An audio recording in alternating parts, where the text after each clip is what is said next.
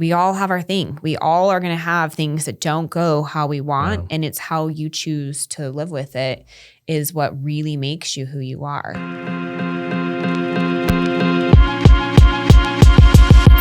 Welcome to the Real Estate Is Show. I have Spring Bengtzen here with us all the way from Salt Lake City, Utah. Super excited to have her. She is one of the top agents, but also comes with some really, really cool stories. And I'm going to dive into that first, if you don't mind. Yeah, let's do it. I've heard you speak and different stories, but one thing that you shared, if you don't mind me getting deep right off the beginning, is this story about this boat accident that happened. We're going there right out of the gate. We're going there. What you're referring to is when I was 20 years old, I was dating a gentleman. We'd actually just moved in with each other. We lived in Salt Lake City, and Lake Mead is probably about a 6-hour drive away. And Utah's cold in the winter, so he kept his boat in Lake Mead. And so he said, hey, let's go get the boat and bring it back for the summer. So we drove all night. When we got down there, the boat had been in the shop because of the generator wasn't working. When we got down there, we launched the boat in the middle of the night, swam. It was like 118 degrees. It was just like it'd be like here in the summer, you know. Then the generator stopped working, like right as we probably an hour in, and it had been in the shop for that. So he said, hey, let's go put some gas in and then in the boat in the morning and we'll have them check it out. So when we got there, he went to talk to the service shop. I put some gas in the boat. I also took a hose and like wet myself down because it was during the day, it was 118 degrees. It was so hot and we were just baking out there. And he came back and he said, hey, they said to bring the boat over and they'll check it out. And so the gas dock, they pushed us off. And when they pushed us off, the boat wouldn't start. And I don't know if you've been boating, and it was 4th of July weekend. So it was just the gas dock was chaos, just a ton of people. It wouldn't start. So they opened up the engine compartments and there was fluid on the bottom of the engine compartments. But honestly, I just thought it was water. I walked down 2 stairs because it was a cabin cruiser. And right as I got to the stairs, I'm like, it smells like gas. Like it was an overwhelming smell of gas. Quite frankly, being a 20-year-old girl, I didn't know gas fumes exploded. And so what ended up happening is I took one more step, then I heard him say fire. So I turned around, and right as I turned around, the whole boat just like exploded. And when I say exploded, it wasn't like a little explosion. It was like boom. So I ran out and I'm like, I'm burning. So I jumped in the water and he jumped in after me. And I just remember swimming to the gas dock. And when I pulled myself up off of the dock, my skin was just black, just like hanging off like a hot dog. You know how you burn a hot dog or a marshmallow? Yeah, that's what my skin looked like. So long story short, but we sat on that gas dock, waited for life flight to come. I was gonna say that's the first thing I thought of is there's probably no hospital near where you were. Well, Lake Mead is in Vegas. The beautiful thing is Las Vegas has one of the best burn units in the country. I was in the burn unit for about a month, which is actually great. But what ended up happening is I jumped in the water, obviously, but jumping in lake water is disgusting, especially without any skin. So like I got all kinds of infections. Also, your body's just really acceptable from being burned. So I got my lungs collapsed. I got pneumonia. I had a blood disease. Like, wow. Was it touch and go at any point? Yeah and no. So yes, I mean, my body's 85% burnt. So like, it was a big burn, you know? So you're technically supposed to be in the burn unit 1 day for every percent you're burned. So 85 days was kind of what the diagnosis was. And yes, like there were times that they couldn't figure out what was going on and all that jazz. But what ended up happening was, and when she passed away, all the sirens and lights and everything were going off in just like a movie, you know? And I just remember laying there. Were you in the same room? Yeah, they didn't have any private rooms available. Got it. At the hospital. So the woman that was in my burn unit room, she passed away. Wow. And all the sirens and lights and people coming in and all this stuff, right? Being burned is incredibly painful. So you're on morphines and all that kind of stuff. So just out of it. And I asked the doctor, I asked him, I'm like, am I dying? And he said to me, he's like, no, it's your choice if you live or die. And it's an interesting answer. It's really interesting. Almost not reassuring, but. Yeah, but actually it was. It changed my life. It changed my life because I was like, oh, it's a choice. And I just remember thinking like, I hadn't seen who I married yet. I hadn't seen my kids, like, and I really wanted those things, And so something triggered in my brain. And that lesson just taught me that your life really is a choice. Like you don't get to choose what happens to you all the time, but you do get to choose how you respond to it. And so I've just taken that through every part of my life of like. Almost grateful that it happened in your 20s.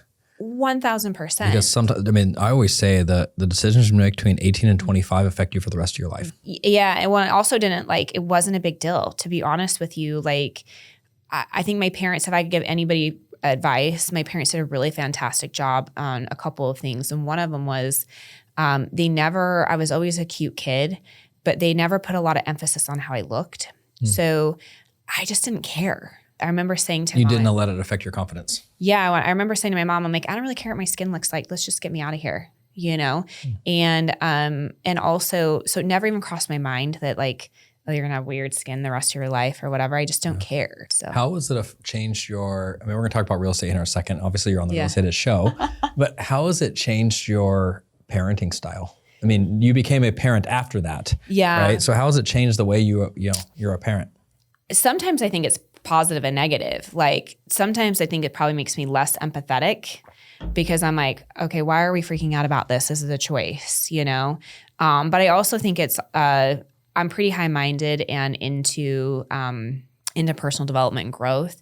So my children actually have a pretty high mindset around things. How old are your kids?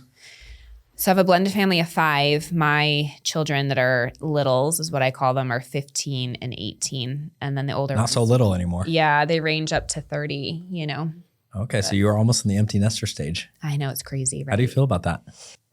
It's a catch-22, we're busy. So, or life is full. I hate the word busy, but life is full. So I'm not going to freak out when they're gone. And with that being said, I'm loving having Brenna at home. She's our last one that's at home. She's the 15-year-old.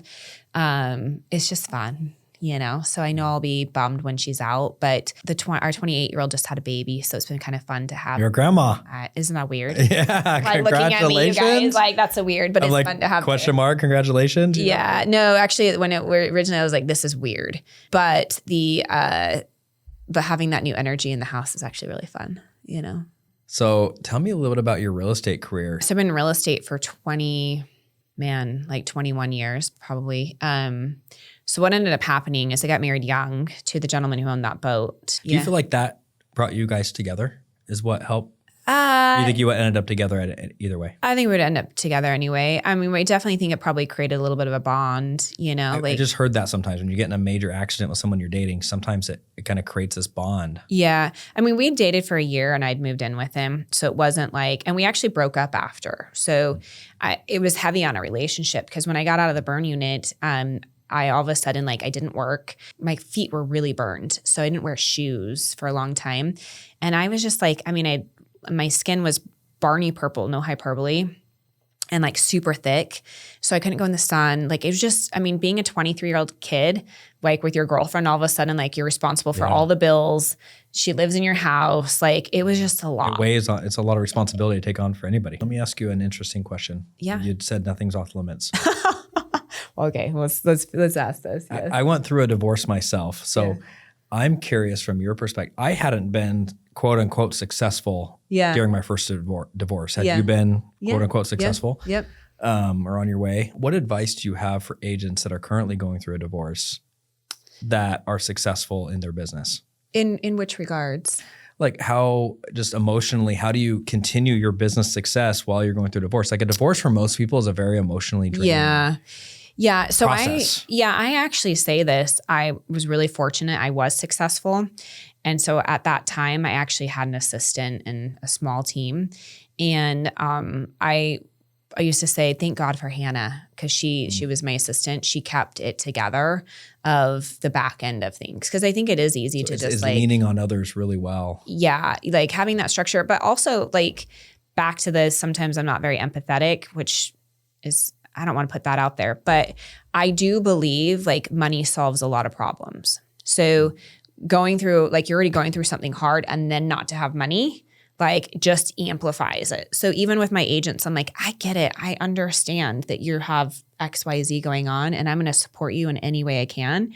And let me ask you this, what happens then on top of this by you not being able to pay your bills? Like it just amplifies it. 100%. You know? Yeah. So I would say going through that divorce, I was fortunate I had leverage for sure. Yeah. And there's things outside of money that affect you still, like, you know, custody and just really tough conversations. What I've learned on doing this show is everyone has major life issues going on at some point. 1,000%. We all I don't do. care who you are. Yeah. I don't care if you're the top agent in the US like you or 1,000th in the US. Yeah. Like we all have our own life issues going on. Yeah. And it's really back to your point earlier. It's how you learn to deal with those issues. Yeah. But continue a business, because there's people that are relying on you. There's realtors that are waiting for leads, or your assistant can't work if you stop working all of a sudden. Exactly. Well, so here's the thing. So I've been remarried for almost 10 years. So this is like a long time ago. But Corey and I, we might have got divorced, but we always had a mutual respect for each other. And I respect him and he respected me. The really great thing about our relationship too is that I had created my own financial stability, and so had he, right? Yeah. So we were pretty equal. So when it came time to like be done and separate things, we didn't fight over assets or alimony or child support. Like in fact, we hired a mitigator, and I remember him actually saying to me after, he goes, "This was probably the most, you were probably the classiest person I've ever worked with." Mostly you say empathy, but maybe it's emotion. Yeah. Like you're able to think logically. Yes. Yeah. You're able to keep emotion out of the equation. Yes. I do have empathy for people. So you're right. But I am very like, I lack the emotional of like, let's be real about, is this? So I try to always look at it that way. Like, yes, this feels terrible, but in a year, it's not going to feel terrible, or 2 years or whatever. So I'm not going to let this control everything. Well, I always say the bigger the life, the bigger the problems. Yeah. So like, a software we're not working, like you have a big life outside of here, it's irrelevant. Yeah. You're gonna fix it, right? It'll be okay, guys. Yeah. We'll be fine. We'll figure it out. Yeah. Everything's figure outable. Marie Forleo says that. So back to this, like the piece of advice I would have is at the end of the day, like if this is the right decision for you and your family and whatnot, then go about it as high-minded as you possibly can, you know? That's a good kind of North Star, right? For people is like, think about how this is gonna affect your kids. Yeah. And it should help you leave the emotion out of it. Oh, 100%. And, you know, I really like that advice. And I like that advice when it applies to what we were just talking about, where my mind went is outside of family, like even hiring higher level people in your organization, figuring out how to stress test those type of people. Because for me, I need high level, what I call managers for us, C-suite type people that can deal with major life issues and not let it affect work. Yeah. And it's really hard for people to do that. Really hard. But when it does happen, it's stressful on everyone at work because it affects the whole team. Yeah, I have a few that are a little emotional that I'm like, okay, we got to work on this. And I have some that aren't. So to your point, I think if you could figure out what their emotional intelligence is prior, is a game changer. It is. And I love hearing stories about the burn story or hearing stories of things they've gone through, because it teaches me, okay, well, how did you respond to that? Yeah. What did you do to get over that? Yeah. And what did you have to go through? And how do you feel about it today? Yeah. Those kind of questions, because maybe they still are dealing with a trauma and they've never gotten over it and they blame this person. You don't know. Yeah. Until you ask. We all have our thing. We all are going to have things that don't go how we want. And it's how you choose to live with it is what really makes you who you are. I struggle with that as a parent. I mean, all of my kids are different. I mean, my oldest is so hard. He's literally going to be in jail for the rest of his life, or he's going to be president of the United States. There's only two paths for that kid. Yeah. There's nothing else that exists. Like, he's even president. We're going to cheer him on. Anyway, you know, but I struggle, you know, it's like, I don't know if you're religious at all, but it's sometimes hard to love people the way God sees us. Yeah. And I struggle. I think that's some of the advice you're saying is like everyone has their thing, like, and some of it isn't their choice. Some of it was, but you're making your own choices and have your own thing. So be careful judging others. Yeah. Yeah. It's interesting. So we have our 5 children. My 2 are the younger ones, the 15 and the 18-year-old.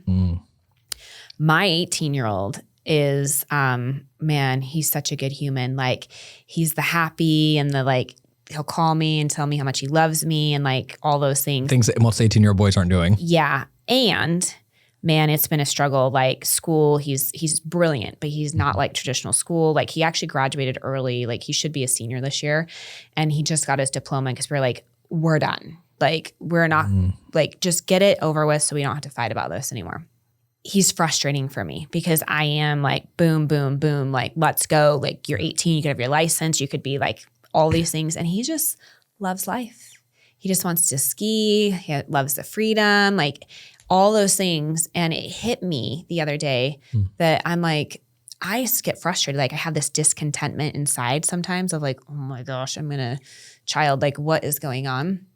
And I thought about it. There's about you as a human, like the core of who you are, like the analogy of we all have our roots and we have our trees. You're your roots and your tree, and then what comes off the tree are the fruits. And if your fruit isn't good, like if the orange coming off the tree is sour, it's because usually the roots are sour, right? Like the core of the tree.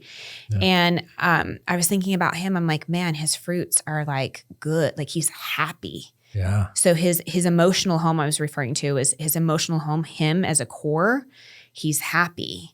I'm like his emotional. It might be his definition of happiness, not yours. Yes, that was the way my aha. I was like, he had a core. His core is good. His emotional home, and that's all I would want is that emotional home of what's going on inside of his head is good. Like he is the happiest human.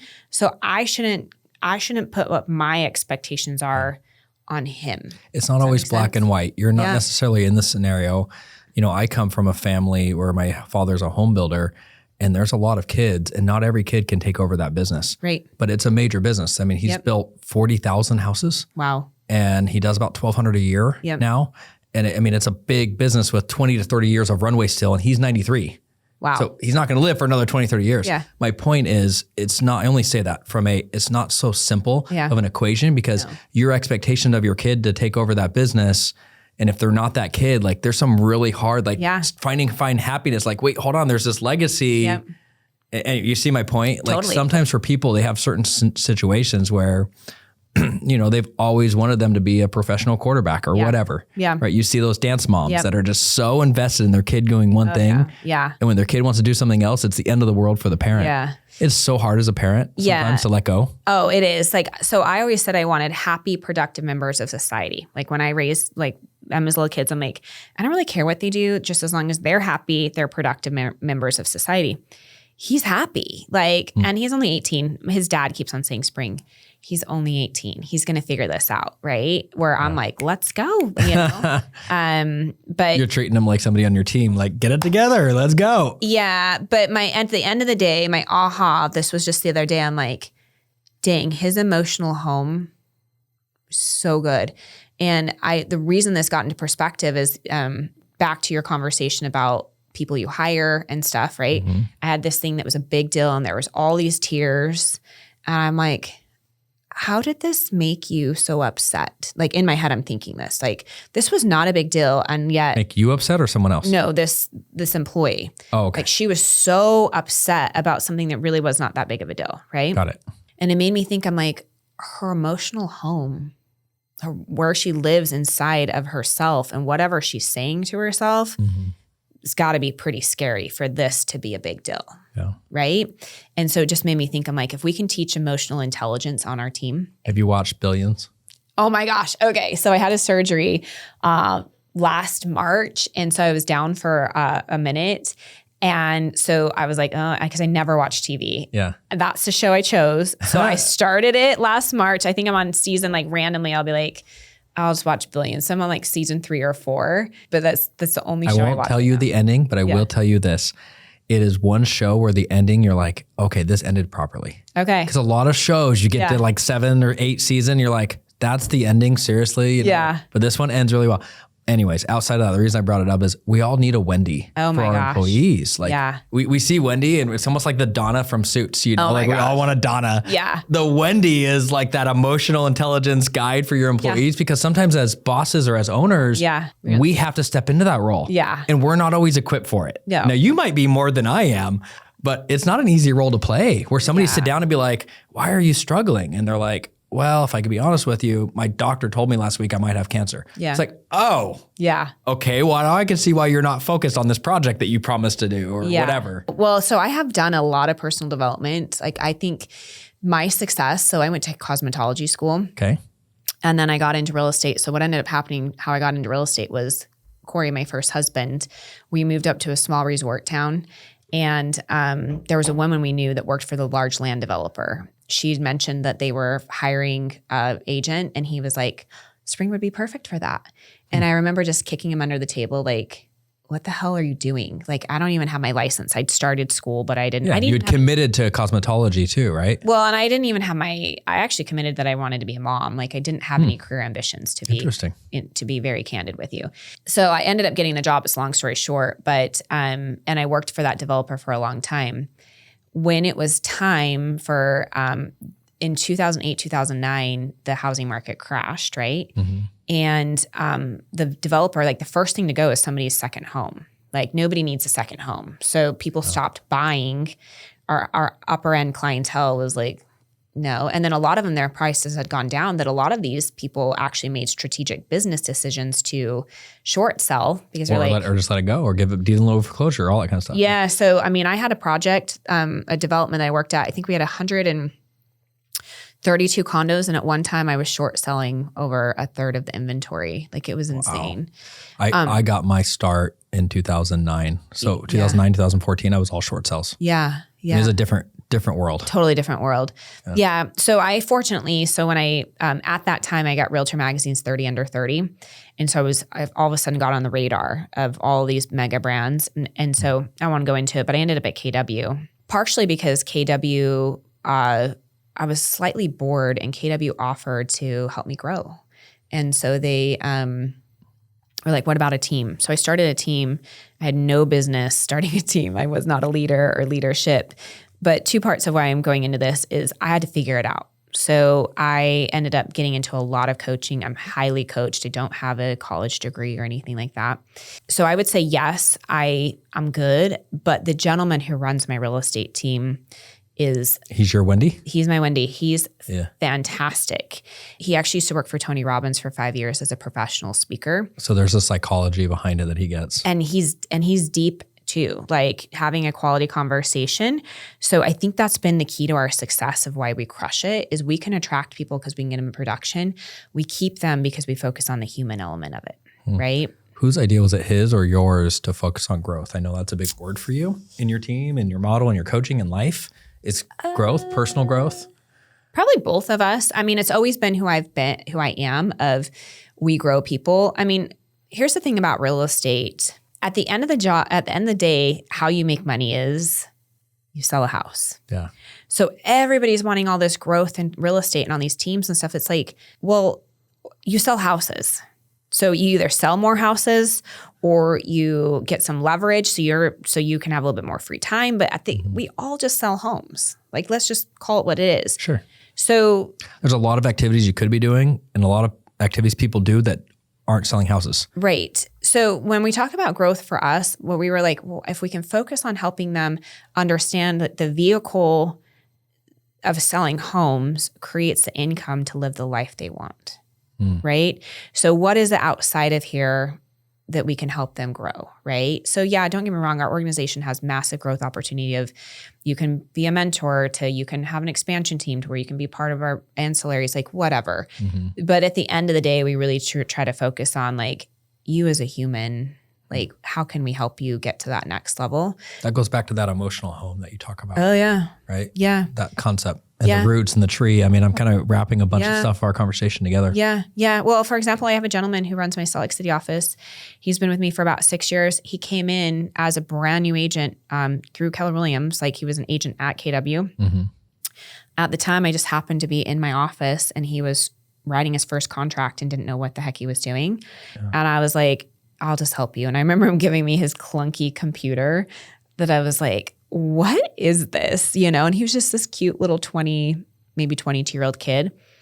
And at the end of it, I just said, you should really talk to me about being on my team. Because I mean, he was a week in writing his first contract, but he had no idea what he was doing. So he joined us. He was brand new married. I don't think he'd had a baby yet or she was pregnant. It was right there. He'd bought a car on buy here, pay here, had like a 20% interest rate. Yeah. Like he just didn't know, you know? And those are questions. It's interesting that you learned that about him because I bet there's a lot of team leads out there that don't understand that level of detail in someone's life on their team. Yeah. Well, I understood it to where it was like, okay, how can I help you? So over the last 6 years, he has bought his own house. Obviously got rid of that car. We made that happen very quickly. That was easy. He has 4 kids. We do live in Utah. But he has 5 investment properties. Good for him. He's got a wealth plan. You know what I mean? Like we've helped him create. So when I say we grow people, we only can grow them to the extent that they want to, but we create I worked with him to create the wealth plan, to create the opportunities of like, how can we help you grow outside of just selling more homes? There's where I'm having a lot of fun with this conversation, Spring, is like we have these discussions and I'm like, ooh, there's all these different avenues we can go down. But I really want to pick one lane that I'm curious about. For somebody that wants to run a team or start a team or is struggling with a team, do you think the team model works? Now, maybe it works for you, maybe it works for some, or what are your thoughts on this team model? I think there's a lot of sexiness around it, but I don't think there are a lot of teams making actual money. Yeah. So 2 things. I'm not a fan of everybody having a team. So if you would have told me, so our team now ranges from like 70 to 90 agents. Like it's pretty big. If you would have told me I would have had that even like 4 years ago, I would have told you no, because it wasn't my vision, right? So I think a lot of us end up building a team because we think it's the next natural progression. Yeah. Like, I'm now a top producer. Okay, I'm going to add this. I'm going to add this. I'm going to add this. Especially, I'm a huge KW fan. Like I'm KW built, but that's what at the time they promoted, like MRE, 7th level, like, and I just don't believe many people get there, right? So twofold. What I love about real estate, it can look any way you want it to. So if you want to have a mega team, do it like all day long, but just know it's running a business. Like it's not hey, I was good at selling houses, now I'm going to go do it. Like we hire people specific for their seats of the bus. We have a budget. We have financials. Do you know what I mean? Most of these teams right now are not making any money. In fact, they're losing money because they've grown so big that they're not holding their expenses in alignment. And a lot of times what ends up happening on these mega teams is they offer splits that are just ridiculous because they want to keep their senior agents or the people who are but they may be losing money with. They're losing money. Well, and actually one of our mutual acquaintances, friends, Brett Tanner is my personal coach. Mm-hmm. And that was a conversation years ago. I was like, hey, I'm going to do this varying split model. And he walked me through it and he said, if your operationally should be 30% of your going out, right? 30% of the 100% of the commission. So now you have 70%. If you give somebody a 60%, you're making 10%. And that's if your operations cost 30%. Most of these teams. Not every month it doesn't. Right. And then so if you're giving a 70-30, you didn't make any money from being in business with this person. So I think people forget that, and then again, they're not keeping their margins. So back to your original question. I think a team can look anything you want it to be. I have people come and shadow our team every month, and we do a lot of team coaching. I tell everybody, run your own race. Do what you want to do, and that's going to be fulfilling to you. Mm-hmm. So my team works because I have a Justin, I have a Wendy that is that human element. If I had to be that human element, it wouldn't work. I don't want to do it, right? Yeah. But I was willing to compensate and pay him. So Brian Eisenhower, who's a large real estate coach, actually, I love this. He did. I'm at Real Broker, and we have a $100 million roundtable mastermind. He was our speaker last one.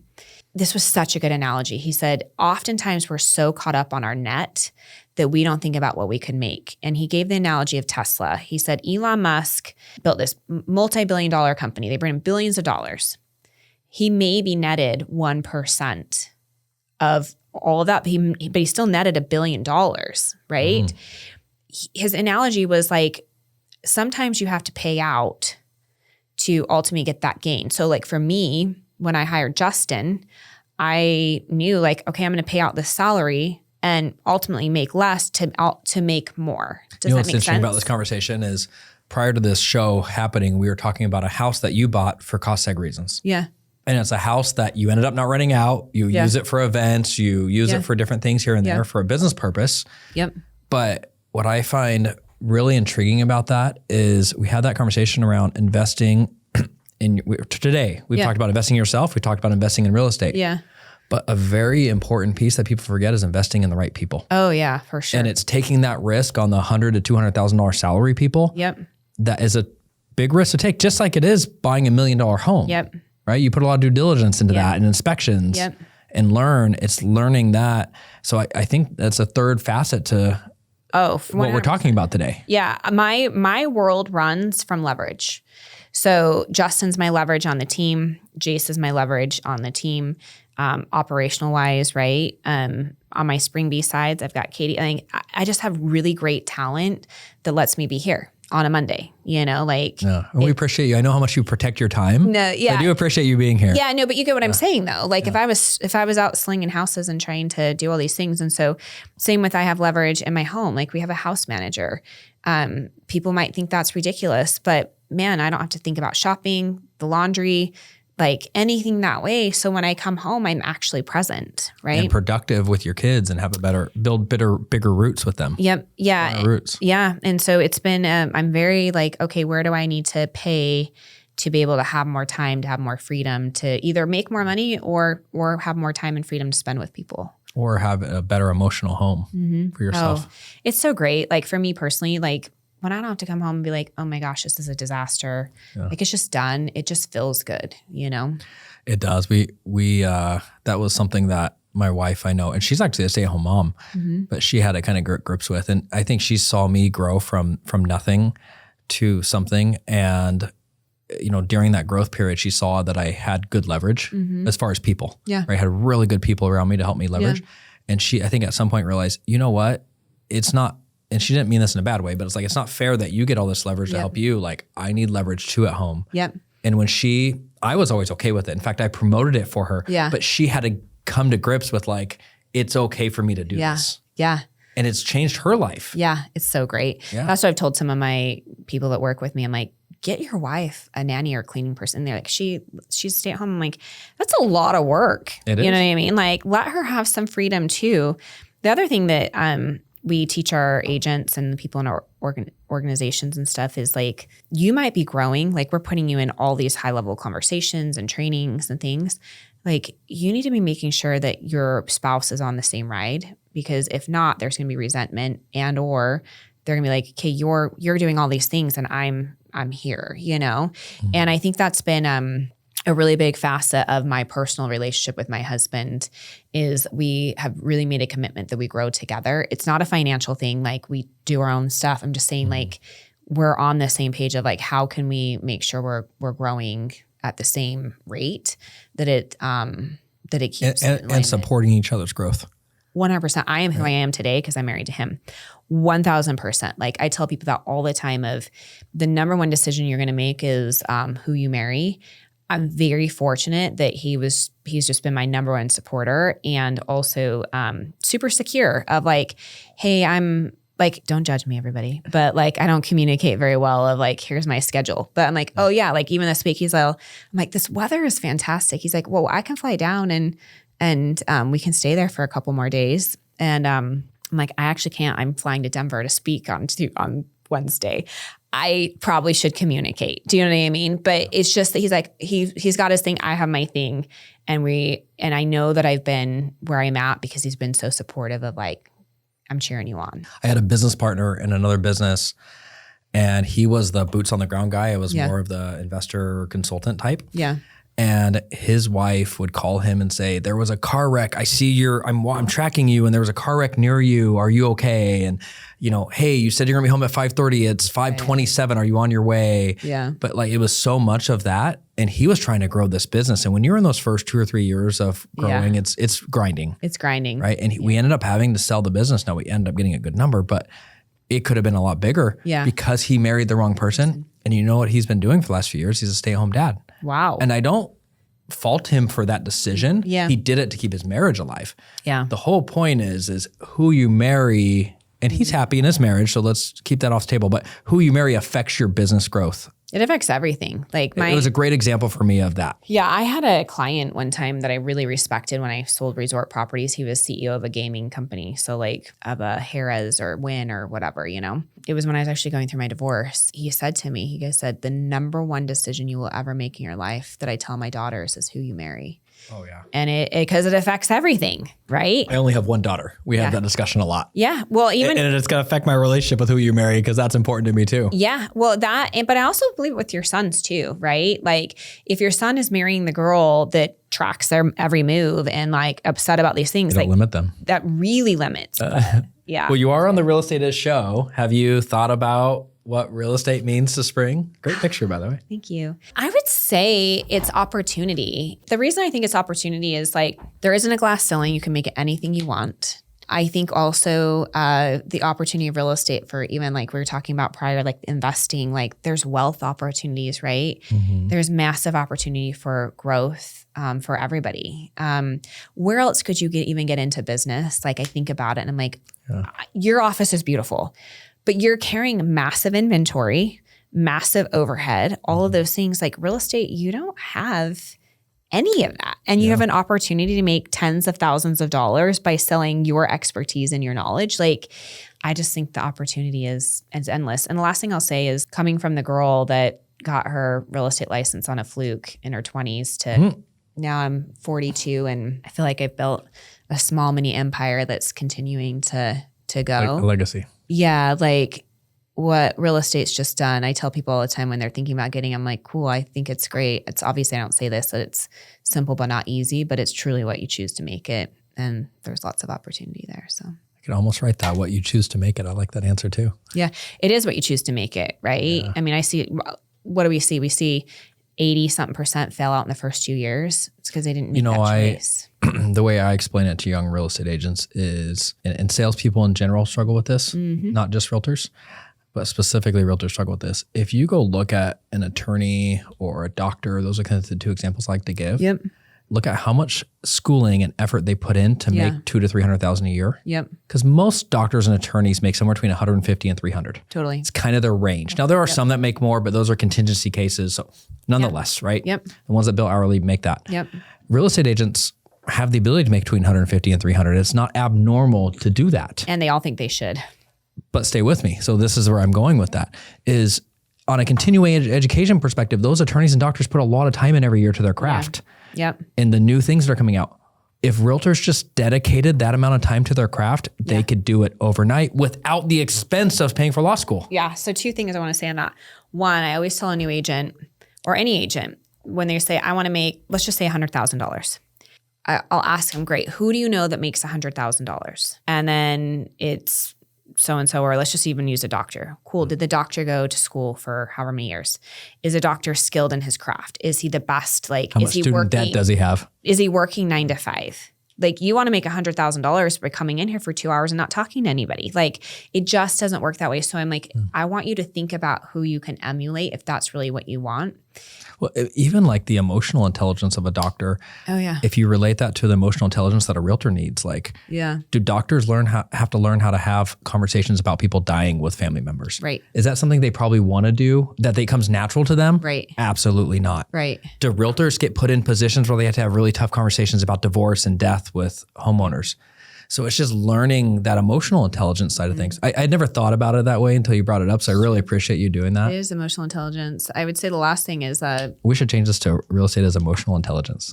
Go for it. I have a lot of things around that. I love that. I love that concept. Yeah. The last thing I'll say is I actually had a gentleman in my home yesterday that for a mastermind, and he sells 140 homes himself a year, not his team, not anything but him, right? And the question was asked how, and he said, I have 20 high quality conversations a day, and I've been consistent for 17 years. I don't know about you, but I can do the math of what he's making. I think I would be consistent with having 20 quality high conversations. The problem is most people in real estate aren't willing to do that. There's a lot of reasons why, right? Sometimes we let our traumas from things that happen to us when we were younger stay with us, and we never let go of those. We never learn from those.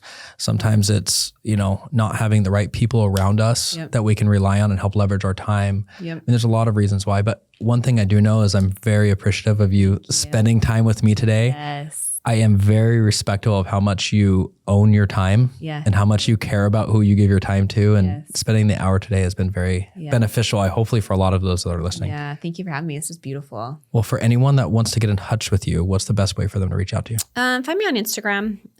It's Real Spring Bee. Okay. Thanks for coming on. Thank you so much.